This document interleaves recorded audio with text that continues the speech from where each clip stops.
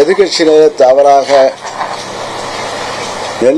நெல் அரசியல் செய்து கொண்டிருக்கிறார்கள். குறுவை நெல் பொறுத்தவரையில்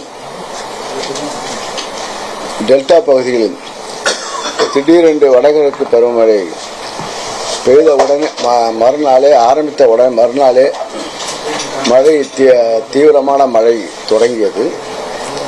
குறுவை நெல் பொறுத்தவரையில் அது ஒரு குறுகிய கால பயிராக அவர்கள் விவசாயிகள் நடுநிற்பார்கள்.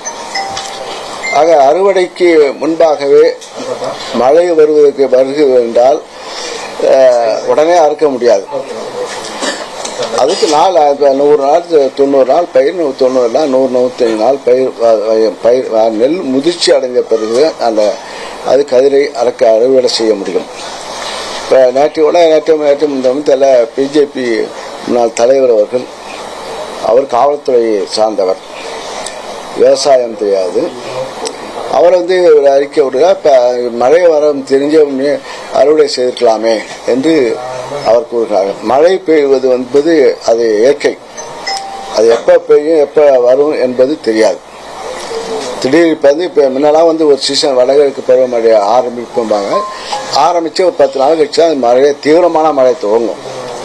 இப்போ திடீர் மழை பெய்யுது, திடீர் வருது.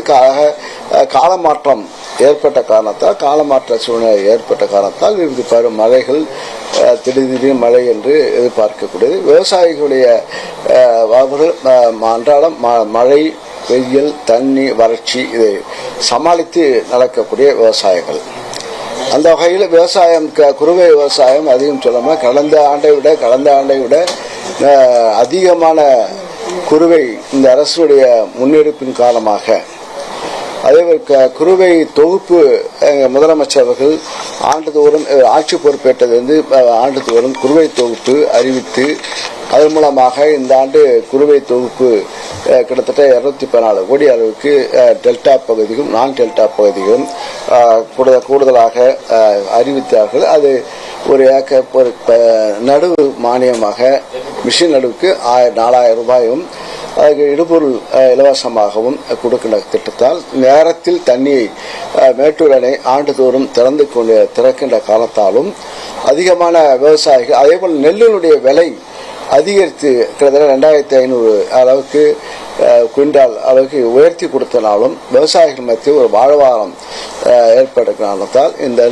3 மடங்கு நெல்லை உற்பத்தி செய்திருக்கிறார்கள். இந்த ஈரப்பது விவகாரத்துல தமிழக அரசு வெள்ளை அறிக்கை வெளியிடணும்.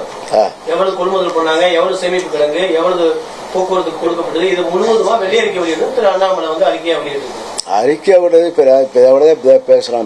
இப்ப அறிவிப்பு நாங்க செஞ்சதுதான் இப்ப சொல்றோம். செஞ்ச விவரம் தான் நாங்க சொல்றோம்.